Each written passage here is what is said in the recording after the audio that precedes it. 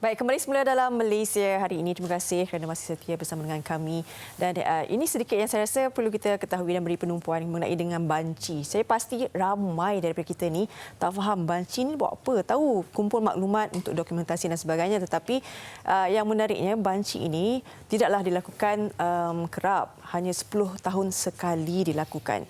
Jadi tahun ini merupakan tahun ke-6 banci. Jadi kita nak mengetahui lebih lanjut berkenaan dengan banci ini. Saya rasa ini banyak sangat fakta yang menarik yang kita perlu ketahui berkenaan dengan banci Malaysia. Kita perkenalkan terlebih dahulu tetamu kita hari ini, Datuk Seri Dr. Muhammad Uzair Mahidin, Ketua Perangkawan Malaysia. Assalamualaikum Datuk Seri. Terima kasih bersama dengan kami. Baik. Tadi ada sedikit borak-borak dengan Datuk Seri berkenaan dengan banci ini. Okey, katanya banci 2020 setakat ini 32.7 juta populasi. 32.7 tu merupakan warga, bagaimana dikira sebagai penduduk tu? Jadi terima kasih Fariha. Assalamualaikum warahmatullahi wabarakatuh dan salam sejahtera. Jadi bila kita katakan penduduk yang 32.7 juta setakat ini yang kita anggarkan, ia meliputi rakyat Malaysia dan bukan rakyat Malaysia yang duduk di dalam negara kita. Dan kita punya takrifan untuk layak jadi penduduk tu mestilah yang duduk di negara kita sekurang-kurangnya 6 bulan. 6 bulan. 6 bulan. Jadi kalau misalnya juga ada di kalangan yang berada di Malaysia ni belajar lebih 6 bulan, bekerja lebih 6 bulan, mereka terrangkum dalam penduduk negara Malaysia. Mereka ni sebahagian daripada banci nantilah. Ya, dia ada sebahagian daripada banci. Jadi pada masa ini lebih kurang 10% daripada penduduk Malaysia ni adalah bukan warga negara. Baik, Datuk Seri. Kita nak tahu juga, orang kata banci ni, apa sebenarnya ni banci ni kan, dan kegunaannya. Terima kasih Faria untuk makluman para pendengar semua. Dalam kita mengurus tadbir negara, kita memerlukan satu sistem yang boleh membekalkan maklumat yang diperlukan dalam perancangan jangka pendek, sederhana dan jangka panjang.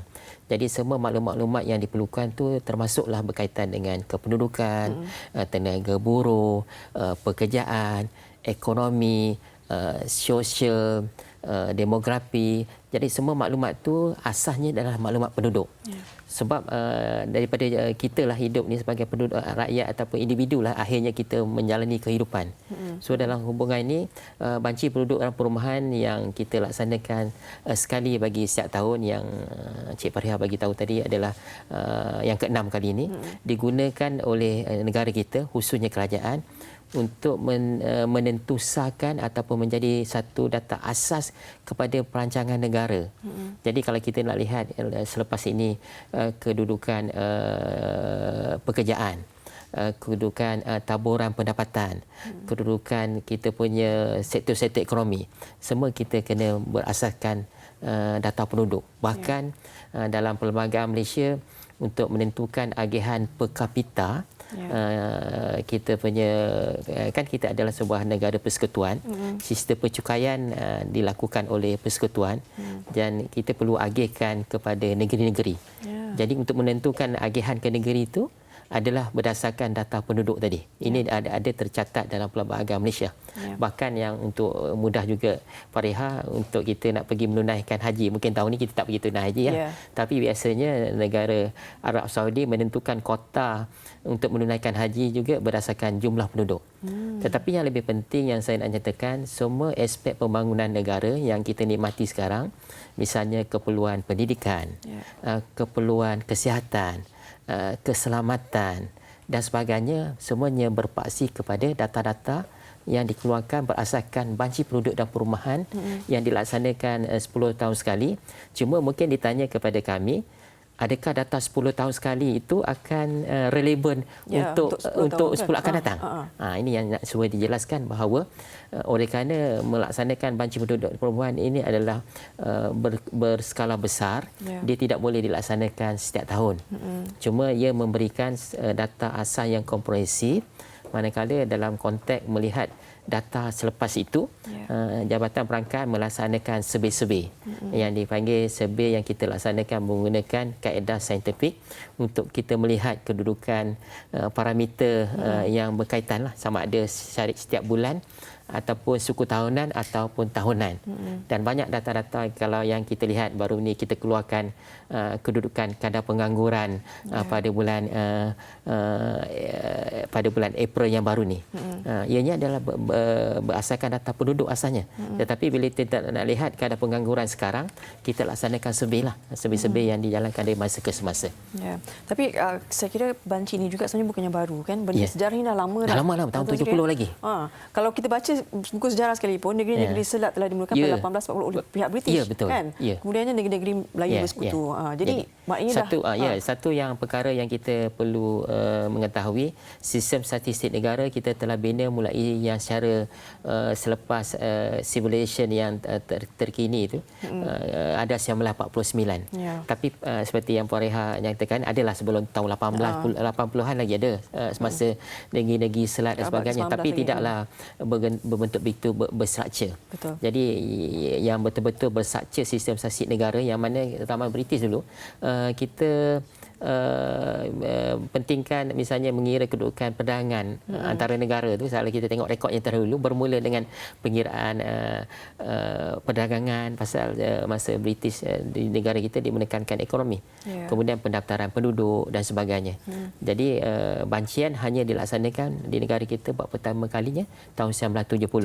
Cuma saya nak nyatakan di sini, bila Jabatan Perangkaan mengumpulkan data, dia mempunyai punca kuasa dia. Kita tidak boleh melaksanakan tugas tanpa ada asas. Jadi punca kuasanya adalah Akta Banci.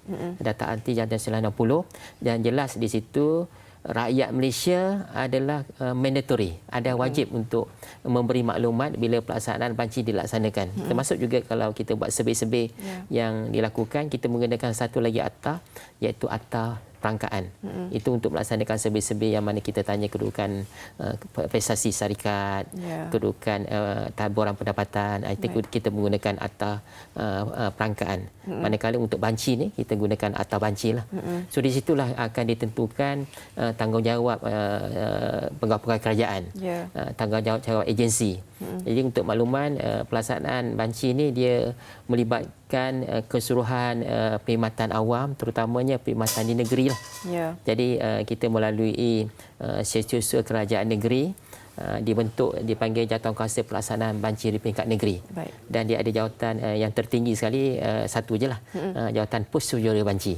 Dan Pussuruhjaya Banci ni dia hanya muncul terutamanya sekali dalam setiap 10 tahun lah, macam saya ingat. Dia mana bersekali dengan pelaksanaan banci.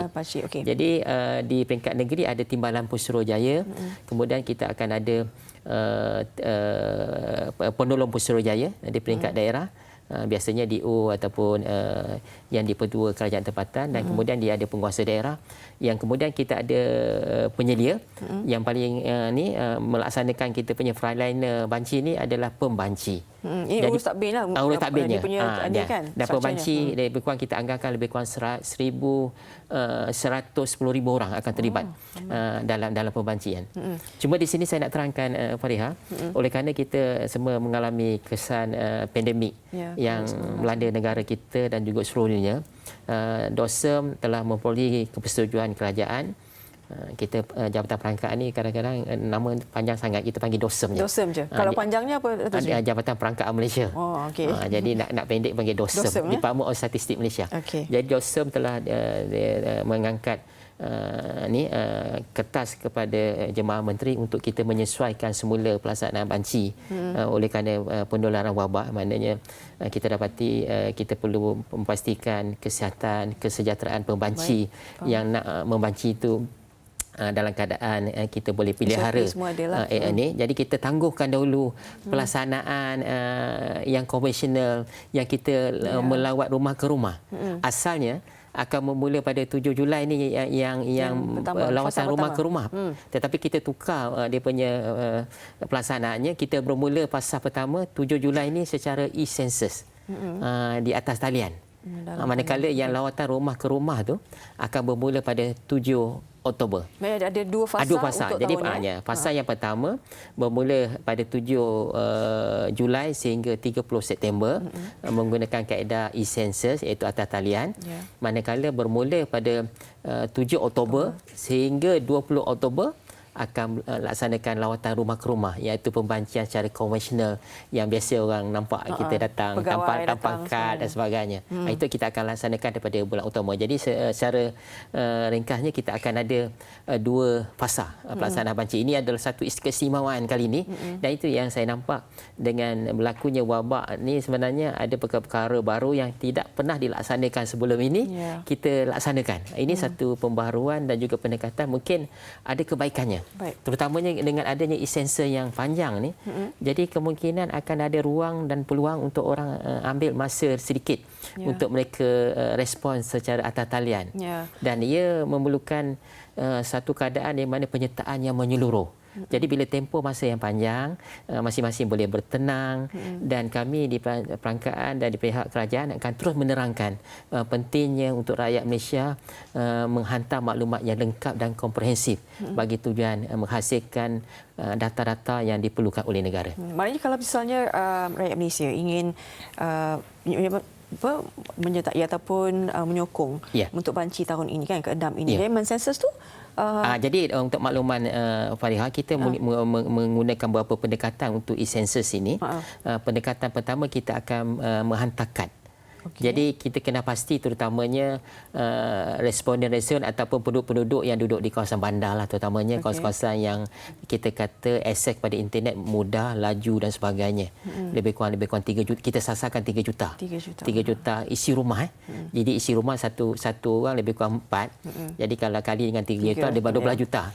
Kemudian kita juga membuka ruang kepada yang tak terima jemput, ni kata kad ni kalau jemputan lah. Kad jemputan. Yang mana dekat ni nanti akan ada, kita akan minta mereka register dan ada password. Bagi tak menerima kad tadi, mereka juga boleh mendaftar secara pra e-census kepada kita punya laman portal dan juga kita akan buka apa dipanggil yang kita pergi dengan orang ramai letak meja kerusi tu, kita panggil apa tu? Kita buka booth ke? Buka booth di tempat-tempat di negeri di kawasan untuk mereka mendaftar. Dan kerana kita nak menekankan perkara ini ialah untuk e-census ini kawalan supaya yang menjawab tu benar-benar orang bukan mesin lah. Maknanya kita akan ada password dan kita akan bagi password secara email dan secara OTP. Kita sedang berbincang supaya yang akan menjawab e-census ini akan menjawab dengan rasa selesa dan maklumat yang dihasil itu adalah maklumat yang kita terpelihara dia punya keselamatannya. Ya, itu yang pentingnya sebab penting. Sebab kadang-kadang orang takut banci ni betul ke kita punya maklumat ni dirahsiakan, maklumat dikongsikan ni kan takut ada jawapan bocor, betul. Jadi yang saya nak sampaikan di sini ialah kita hampir menghampiri 7 Julai ini lebih kurang 7 hari. Just nice 7 Julai 7 hari lagi. Seminggu lagi dan insya-Allah kalau tidak ada arah melintang majlis pelancaran pelaksanaan banci yang kali ke-6 ni akan disempurnakan oleh yang amat berhormat Perdana Menteri kita. Ini untuk kita mengukuhkan kesedaran tentang pelaksanaan kali ini dan yang paling penting ialah bagaimana semua rakyat Malaysia merasakan the ownership kepunyaan pelaksanaan banci ni. Dia banci ni bukan untuk sesiapa, untuk diri sendiri. Sebab akhirnya apa yang dia nak laksanakan tentang keperluan kesihatan, tentang keselamatan untuk siapa Fariha? Untuk kita lah kan.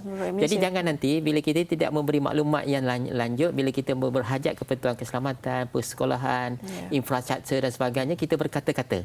Sedangkan waktu kita diminta untuk memberi kerjasama tak nak. Cakap belakang mau. Itu sebab sedang kita tengah banyak menyediakan video-video klip untuk memberi kesedaran ni. Pentingnya dia punya critical success adalah kerjasama dan komitmen semua untuk melaksanakan pelaksanaan banci ni. Ini bukan pelaksanaan ini hanya berkaitan dengan dosa kerajaan atau sebagainya. Ini adalah berkaitan dengan rakyat.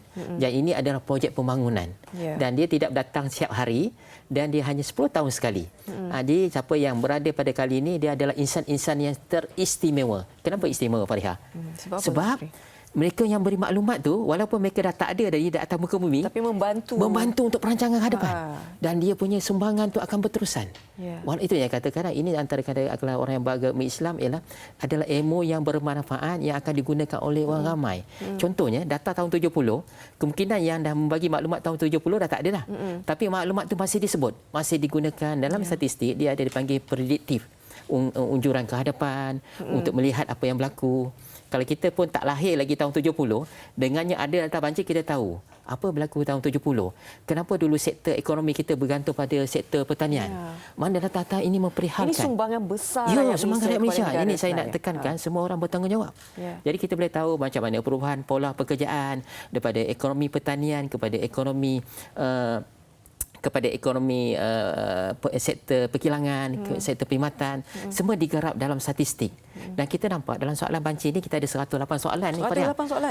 Soalan. Kita menekan kali ini kebajikan dan well-being. Contoh, macam mana kita nak pastikan perkhidmatan awam kita, transportation dapat ditingkatkan kecekapan. Kita tanya soalan, kalau Fariha, berapa jauh Fariha bergerak daripada rumah ke tempat kerja? Kita tanya soalan tu. Kita tak ada tunjuk berapa kilometer tepat, less than 5 kilometer. Jarak 5 kilometer kita nak tengok jarak kesusahan bekerja. Itu berapa jauh nak pergi premi kesihatan. Kita tandakan. Jadi kita nak tengok label. Di situ akan lakunya pembangunan. Ini perlukan kita bukan klinik kat sini. Dan kita bukan saja nak adakan benda yang pembangunan, kita nak juga memudahkan orang ramai. Berapa jauh daripada, adakah ada kemudahan penghutan sampah. Bahkan kita nak melihat rakyat Malaysia yang sihat dan cergas. Kita tanya juga berapa jauh daripada premis kemudahan kecergasan. Stadium ke, padang sukan ke, padang bola ke. Kita tanya. Kemudahan untuk mendapatkan pengangkutan awam. Kita tanya semua tu. Okey, bagaimana pula persiapan dilakukan untuk kalau banjir kan 10 tahun sekali kan? Persiapan untuk 2020 ni berapa lama? Lama ni Fariha. Sebenarnya asal kita nak mengangkat kertas untuk melaksanakan banjir kepada kerajaan ini bermula tahun 2016 lagi. 16? 2016. Itu sebab kena melihat supaya the key success factor kepada pelanci inilah perancangan. Mungkin orang nampak 7 tu, tetapi untuk sampai 7 tu nak execute tu dia punya asasnya perancangan. Sebenarnya di peringkat sekarang antara ingredient atau konten utama persiapannya Fariha ialah senarai tempat-tempat kediaman. Kita panggil dalam bahasa sains listing. Mana kita dah senaraikan semua tempat-tempat kediaman di Malaysia. Kita ada lebih kurang 9 juta. 9 juta. Seluruh negara termasuk sama ada di bandar luar bandar. Misalnya kalau satu apartmen tu atau satu flat tu ada 5,000, ada 5,000 lah dalam kita punya listing. Jadi memang dah senaraikan dan kita telah wujudkan kita panggil blok perhitungan. Jadi blok perhitungan mungkin Fariha baru dengar sebenarnya. Blok perhitungan ini adalah diwujudkan supaya bila kita operasikan banci tu, kan kata saya nyatakan tak ada pembanci tadi, kita akan serahkan dia satu blok perhitungan yang mengandungi lebih kurang 100 rumah. 100. Dia kena selesaikan pembancian tu selama 2 minggu. Itu yang fasa kedua nantilah yang akan berlangsung pada 7 Oktober hingga 20 Oktober. Dan itu yang bila ada pembanci itu ada penyelia pula akan semak kualitinya, sama ada dia ada kesusahan dan sebagainya. Ini dilaksanakan pada fasa kedua nanti. Tetapi fasa pertama ni lebih kepada 7 Julai esensial ni 7 Julai. Baik. Datuk Seri, mungkin pesanan Datuk Seri kepada seluruh rakyat Malaysia untuk memberikan kerjasama dan juga sumbangan besar yang 10 tahun akan datang nanti. Terima kasih Fariha. Berapa minit lagi ni Fariha ni? Saya boleh boleh. 2 minit Datuk Seri. 2 minit. Jadi sebenarnya kita telah sampai perjalanan membina. Saya punya tagline sangat adalah banci membina negara. Kita telah 6 dekad membina negara. Jadi ayuh rakyat Malaysia, kalau kita telah sampai ke tahap ini, tetapi cabaran di hadapan kita lagi getir, di mana semua negara sedang berusaha beradu untuk mengukuhkan kedudukan negara-negara masing-masing dari sistem sosial ekonomi mereka. Dan kalau kita lihat di seluruh dunia, kadang-kadang anggota saya tunjukkan pelaksanaan banci penduduk oleh negara-negara lain dekat peta. Tahun ni lebih kurang 75 buah negara. Saya akan kata, you nampak apa dekat peta tu? Saya akan nampak mereka sedang menyusun kapal perang saya kata. Banci ni boleh dianggap perkakasan untuk mengawal ekonomi, untuk mengawal sistem sosial dunia. Jadi negara yang berjaya mensusun atur negara berasaskan data, negara itu akan very sukses.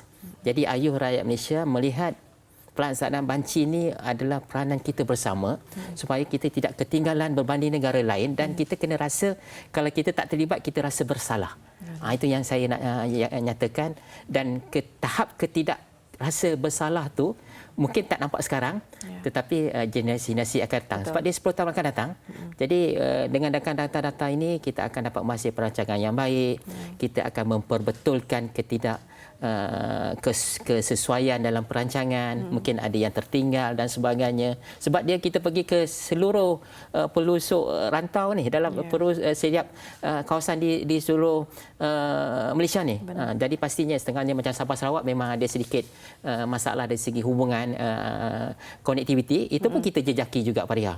Jadi ini melibatkan apa yang saya nyatakan tadi, kebersamaan dan kita menjayakan sebaik-baiknya dan data-data ini nanti akan dipulangkan balik kepada rakyat dalam bentuk pelaksanaan.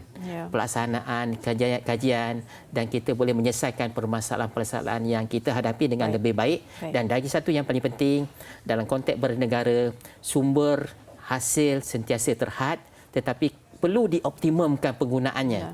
Bagaimana nak optimumkan penggunaannya? Ia memerlukan maklumat dan data. Contoh, kalau kita nak bergerak daripada poin A ke poin B, orang yang menggunakan navigator dia lagi cerdik daripada orang yang tak pergi navigator. Orang yang pergi navigator pakai Waze, dia boleh elakkan traffic jam, dia boleh tahu orang sana pukul berapa akan sampai. Sebab kita dah ada maklumat awal lah. Itu contoh yang mudah. Begitu juga banci, kalau kita ada maklumat yang lengkap, hasilnya lebih baik. Maknanya kalau tidak ada maklumat, apa yang kita buat dalam bentuk cuba-cubaan, cubaan kata orang, try and error.